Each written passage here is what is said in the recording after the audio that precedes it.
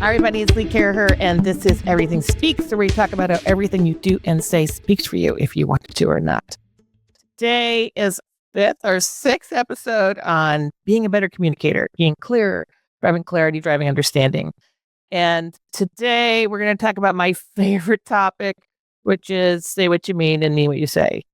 How to have the clearest language possible when you're speaking or writing so that you can get your message across, not just deliver it, but make sure it's understood, remembered, and most likely acted upon.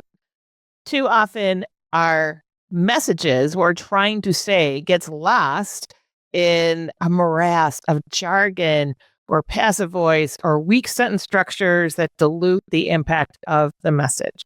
We spent all this time thinking, this is what I want to say, or maybe we didn't do that. And then we obfuscate it with bad sentence structure, weak sentence structure, language that doesn't say what you want it to say.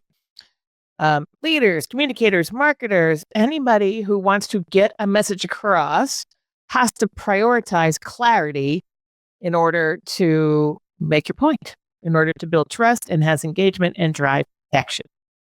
So why is that important? My favorite word, efficiency, right? Saying something and having someone understand what you meant, and then inciting or encouraging a call to action, right? So clear communication eliminates confusion, reduces misunderstanding, and increases efficiency. My favorite word. Clear communication fosters better relationships, inspires confidence, ensures the key messages resonate with whom you're speaking. And that was sort of proper English, but bad clarity. Ensures the key messages resonate with the people you're talking to, whether you're leading a team, crafting marketing materials, talking to stakeholders. The ability to convey ideas succinctly makes a significant difference in your ability to move the needle.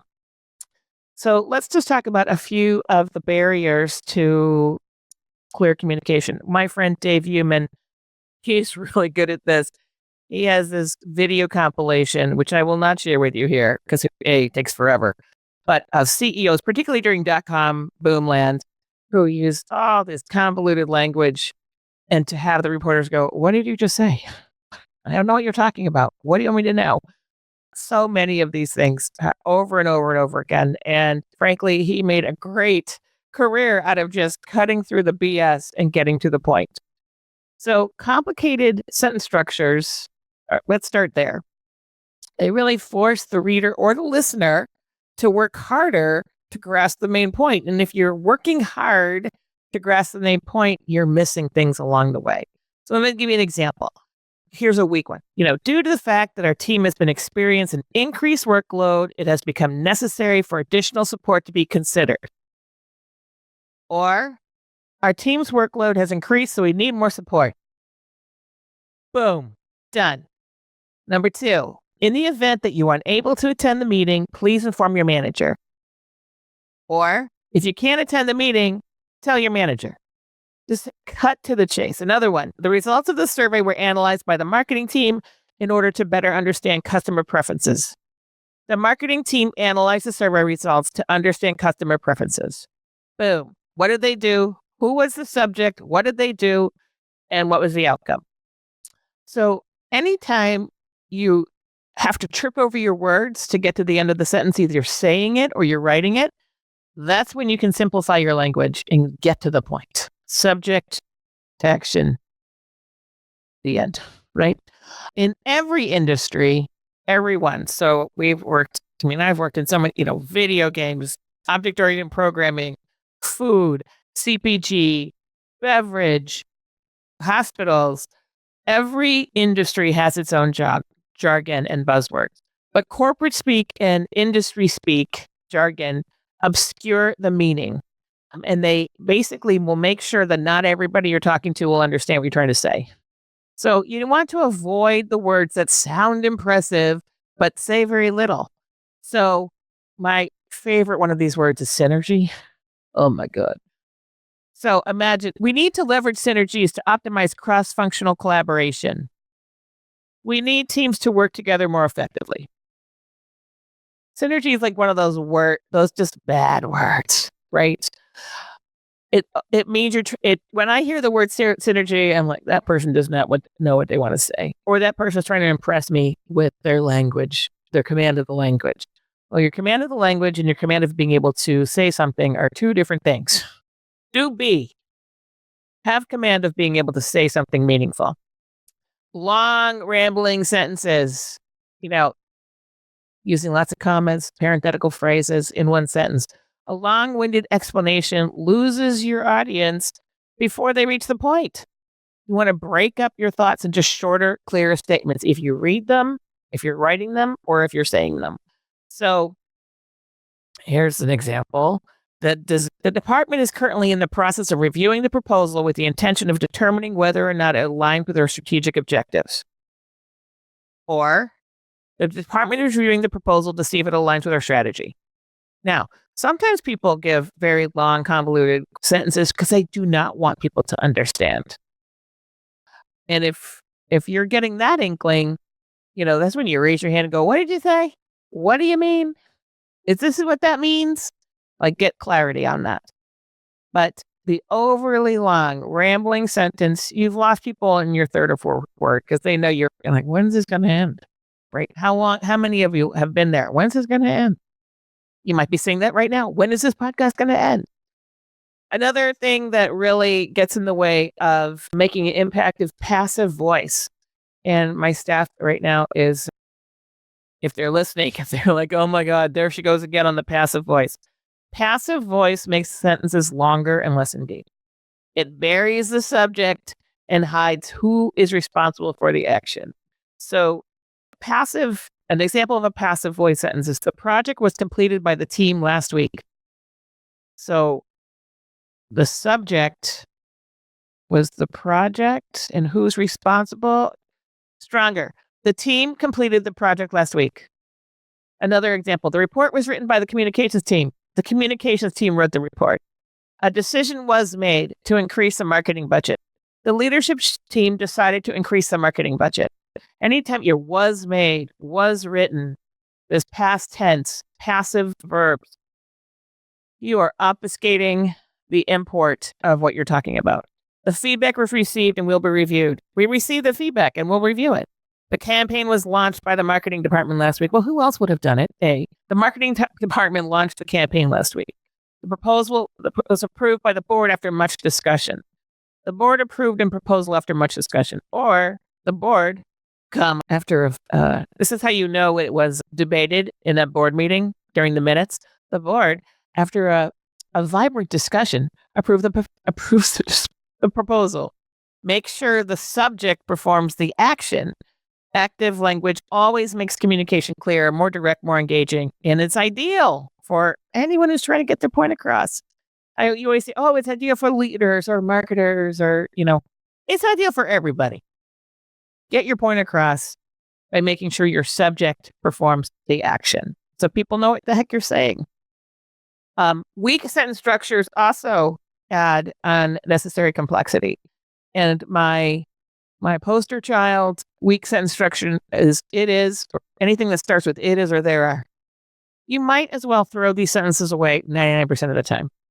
This construction doesn't specify who or what is taking action and makes the sentence, what you're saying, feel personal and indirect and obfuscating. So here's an example. It is believed that the project will succeed. Who believes this? Why do they think so? Instead of the team believes the project will succeed.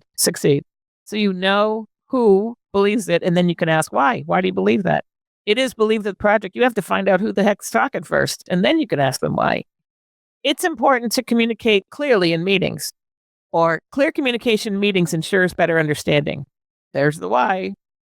There are many challenges that leaders face when managing remote teams. Leaders face many challenges when managing remote teams. Well, they face many challenges managing any team, but remote teams has a different set of challenges. How about that? It is expected that the new marketing strategy will improve engagement. The marketing strategy is expected to improve engagement. There are several ways to enhance team collaboration. Teams can enhance collaboration in several ways, including A, B, and C. It is necessary to review the proposal before approval. Who's going to review that proposal? The management team must review the proposal before moving forward. There you go. Any phrase that it is or there are, it's adding clutter without enhancing your meaning. And if you're adding words, if you can reduce the number of words you use to increase your clarity, voila, you've done it, right? So how do you get there? First, before you start talking, before you start writing, what are you trying to say? What is your key message? What is the main point? And if you can't summarize your main point in one sentence, you want to work on that main point until you can. One sentence. Can you get it down to 10 words? Please. If you can't get rid of parenthetical phrases, you haven't gotten there yet. So that's the first piece. Don't start talking. Don't start writing until you know what you're trying to say. Even if you're in person and people say, would you have an answer to this? And you don't have an answer, just say so. I don't have an answer for that right now. I will in the next few days and I'll come back to you. That is better than trying to flub it along with obfuscating language that fills up space but doesn't say anything. Always use the active voice. Cut the clutter. How many words can you get rid of, particularly when you're writing? How many words can you get rid of to convey the message? And what are those simple, direct words? Complicated vocabulary does not impress. It confuses. You sound like a pompous, yes, when you're using some language that people don't understand. Doesn't mean you can't use good words. Doesn't mean you shouldn't use the precise language you're trying to, but make sure that it's language that conveys the thought thoroughly that the other person will understand. Use words that the audience, whoever that audience is, however wide-ranging it is going to understand. Instead of utilize, say use. Instead of facilitate, say help. These kind of things. And when you're writing information or speaking information and you have a lot of dense information, you want to break it up, right? In the written word, you're going to use bullet points and subheads or lists, right? When you are talking to someone, you're going to break it up. My first point is A. My second point is B. My third point is C.